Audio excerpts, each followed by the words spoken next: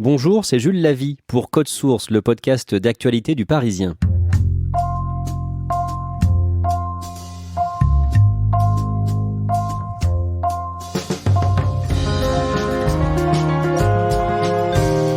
Deux nouvelles journées de grève dans l'éducation, aujourd'hui et jeudi, notamment contre la réforme des retraites. Le taux de participation recule fortement ce mardi, mais depuis le début du mouvement, les professeurs ont été nombreux à se mobiliser. Pour comprendre pourquoi, Claudia Prolongeau a suivi une enseignante du Val-de-Marne dans la manifestation parisienne jeudi dernier.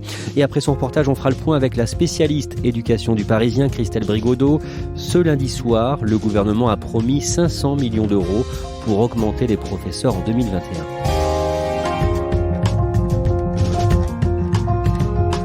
Il est 14h, j'ai rendez-vous avec Audrey, place de la République.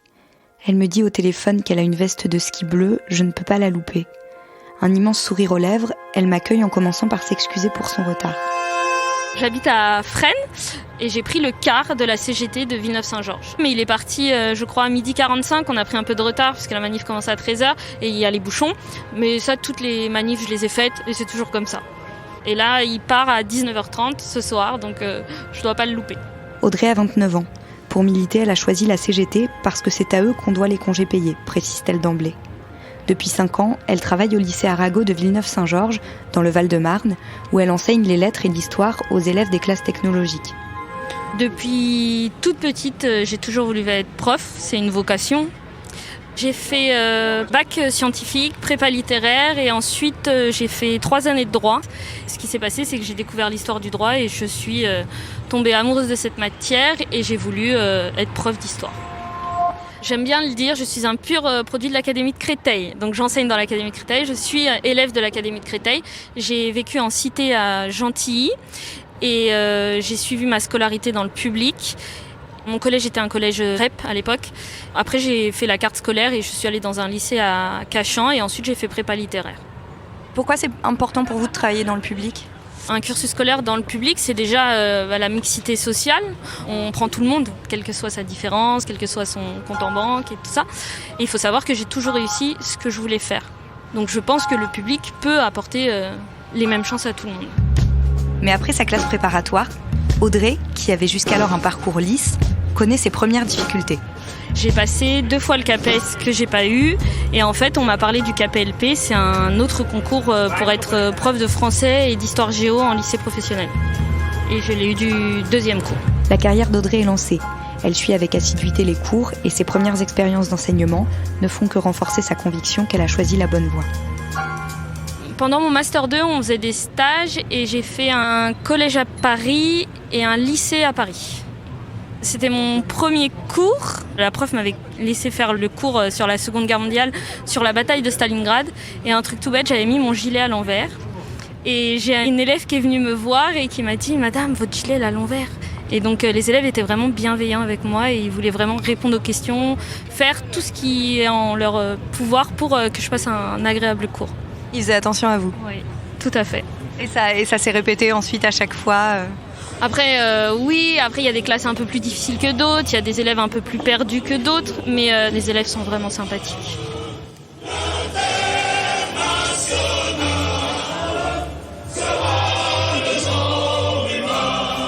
Malgré le tableau idyllique qu'elle peint, il est arrivé à Audrey, comme à beaucoup d'enseignants, d'avoir des doutes. Quand j'ai débarqué au lycée François Arago, il y a eu une rixe qui a très mal tourné entre élèves la 3e semaine où j'y étais, ce qui aurait pu me faire peur, je pense.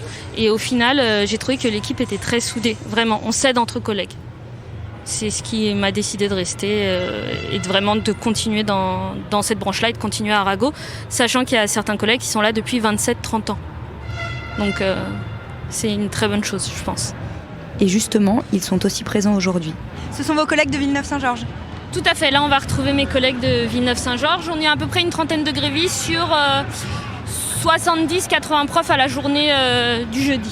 Nous traversons la place de la République, d'où doit partir le cortège dans quelques minutes, pour aller jusqu'à la gare Saint-Lazare. Là, c'est l'Opéra de Paris. Sur les quelques centaines de mètres que nous parcourons, nous croisons des cheminots, les danseurs de l'Opéra de Paris et des salariés de Radio France, eux aussi en grève. Ça sent bon les saucisses frites.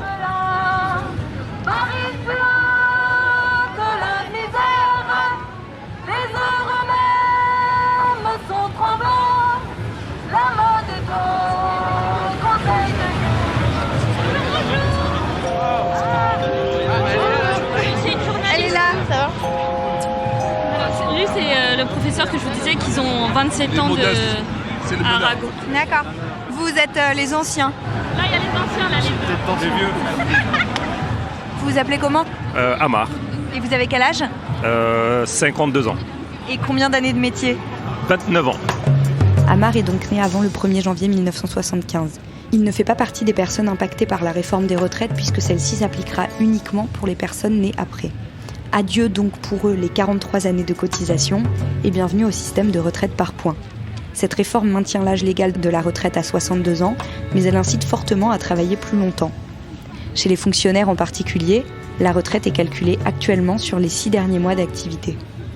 Je ne suis pas concerné par la réforme directement des retraites. Ça n'empêche qu'on est là parce qu'on se dit c'est nos enfants aussi. Hein. Moi j'ai des jumeaux qui ont là 17 ans, ils passent leur bac et je me dis c'est la même chose. On n'a pas un gros salaire en début de carrière et on n'a pas un gros salaire toute notre vie en soi. On monte moins vite que certaines catégories professionnelles. Et aujourd'hui, on nous dit que ça ne sera plus les 6 derniers mois qui comptent, ça sera toute la carrière qui comptera. Ça veut dire 42 ans, voire un peu plus. Ce qui pose aujourd'hui problème, puisque ça va faire une perte considérable. Nous, collègues, on a expérimenté le calculateur SNES-FSU. Moi, je perds 800 € par mois.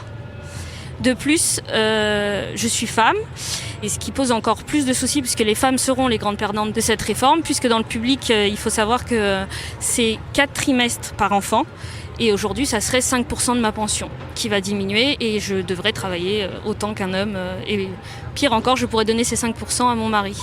Pour moi, on me vole cet argent. En fait, c'est ce que j'aurais dû toucher, et aujourd'hui, pour je ne sais quelle raison, on me le prend. Et je ne peux pas laisser passer ça. Et je pense que beaucoup de monde ne peuvent pas laisser passer ça. Aujourd'hui, je dois travailler jusqu'à 62 ans. Avec la réforme, si elle passe, je vais travailler jusqu'à 67 ans.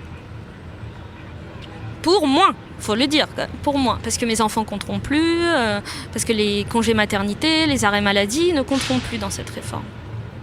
Ça veut dire que vous travaillerez 5 ans de plus et qu'à la fin, vous toucherez 1 800 € au mieux. Alors qu'aujourd'hui, si vous arrêtiez à 62 ans, vous toucheriez... 2 600 brut, je toucherais si je m'arrête à 62 ans. Aujourd'hui, je touche 1 750 € net pour mon échelon, sachant que c'est comme ça et il n'y a pas d'autre chose qui rentre en compte. Et au plus fort de ma carrière, c'est 3 000 € net, je pense.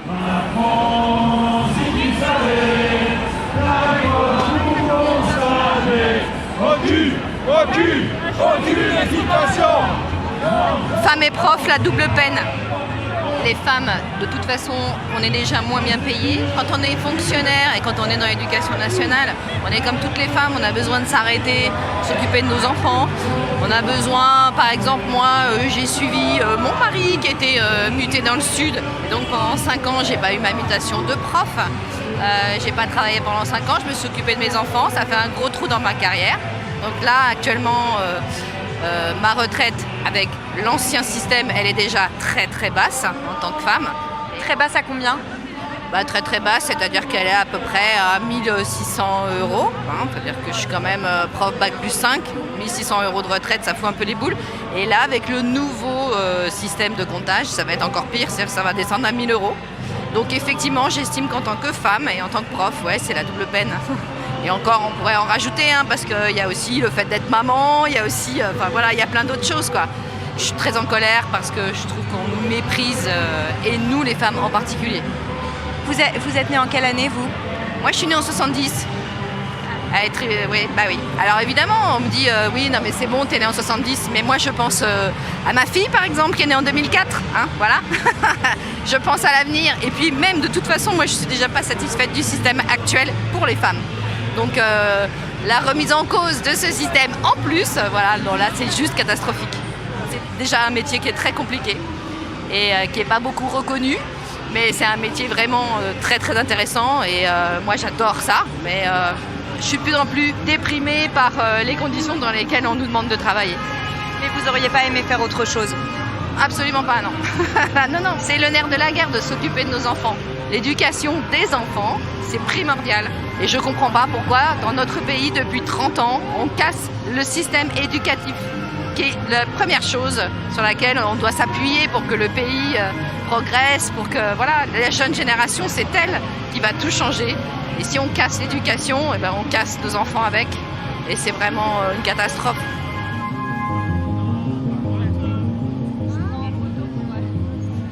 Je pense qu'on doit tous avoir une retraite, qu'on doit tous s'arrêter à un moment donné de travailler et de partager le travail, parce que travailler jusqu'à 64 ou 67 ans, je trouve ça énorme et je pense que je ne pourrais pas continuer jusqu'à 64. On voit comment les collègues sont, et surtout dans les quartiers difficiles. Moi, je suis dans un lycée difficile.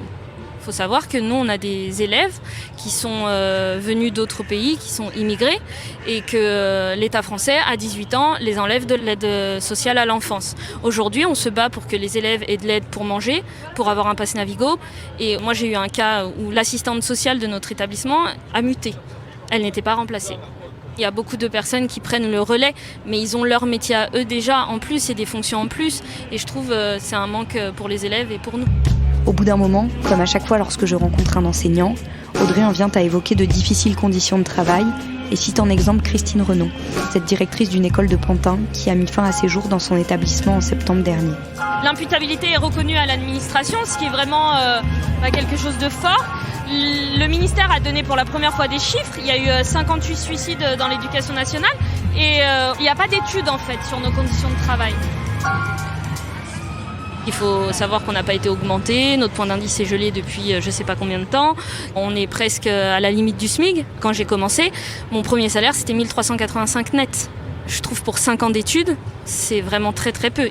Qu'est-ce que vous pouvez attendre aujourd'hui du gouvernement ? Quel geste il pourrait faire pour que vous ayez le sentiment d'être un peu mieux considéré ? Nous augmenter pour être mieux considérés puisqu'on a un retard sur nos salaires, abandonner la réforme des retraites et de plus mettre plus de professeurs dans les écoles puisqu'on sait qu'aujourd'hui il y a 38 000 élèves de plus et on supprime 2000 postes. L'éducation nationale c'est quand même l'avenir du pays, c'est les parents de demain. Le point d'indice c'est ce qui fait la rémunération d'un enseignant. C'est-à-dire qu'on commence avec un point d'indice qui vaut tant d'euros. Et ce point d'indice, normalement, il doit être revalorisé suivant le coût de la vie. Sauf que depuis 2000, il a été gelé.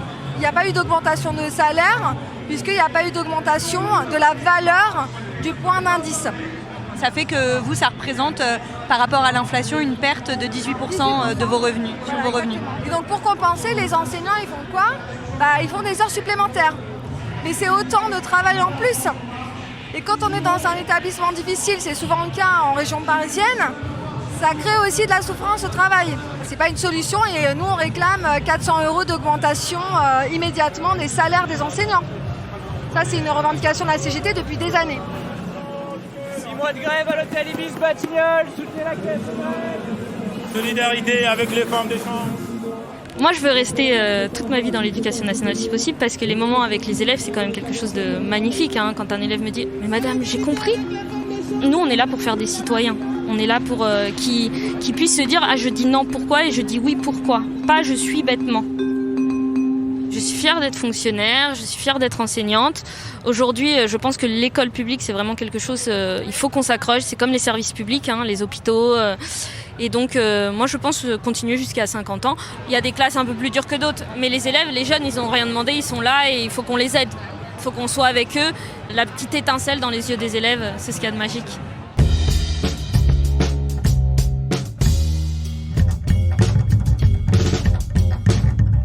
Christelle Brigodeau, vous êtes spécialiste éducation au Parisien. Pourquoi la mobilisation a été aussi forte chez les enseignants depuis le 5 décembre ?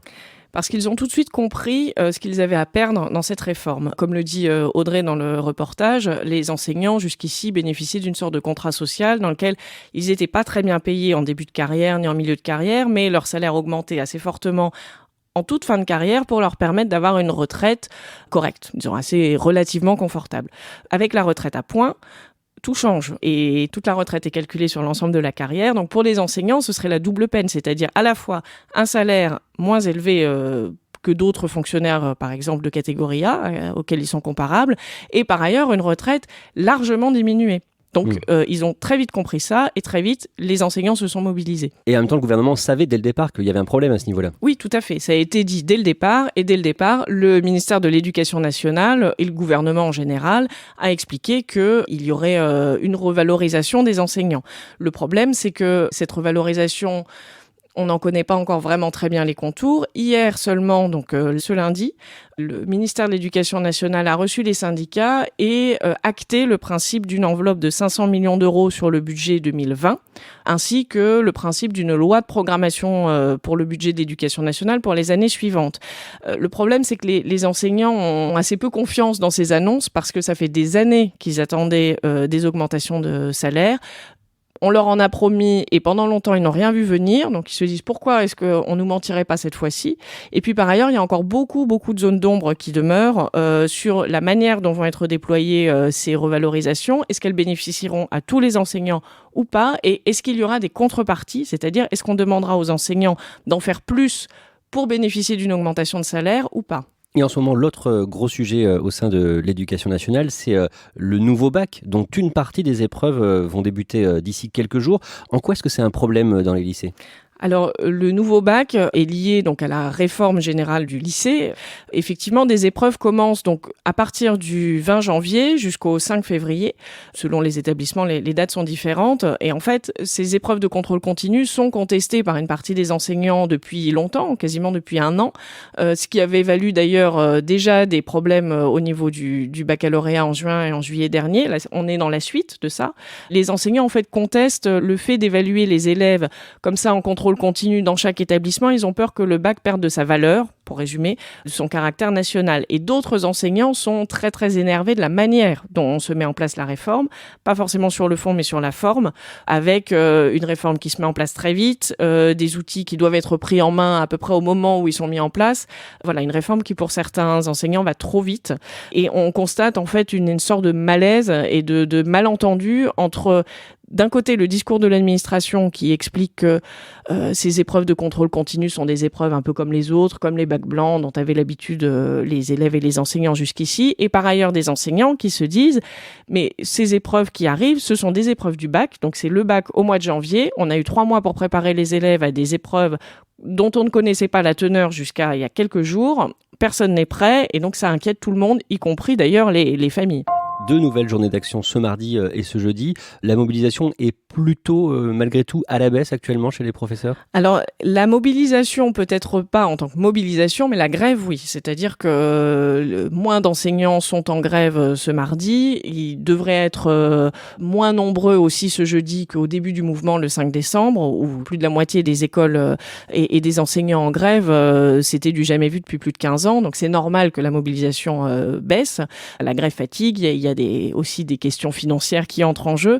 Ce que disent les organisations syndicales, c'est que la mobilisation va se poursuivre, mais sous d'autres formes, par exemple avec des manifestations les samedis ou d'autres formes d'action pour montrer que les enseignants sont toujours opposés à la réforme, toujours inquiets de leur salaire, sans forcément faire grève et perdre des journées.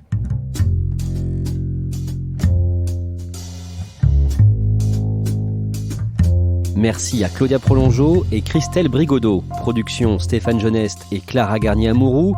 Réalisation Alexandre Ferreira. Code Source est le podcast d'actualité du Parisien, disponible chaque soir du lundi au vendredi à 18h. Vous pouvez nous écouter sur toutes les applications de podcast, mais aussi Deezer et Spotify. Et n'hésitez pas à nous écrire directement pour vos suggestions. codesource@leparisien.fr.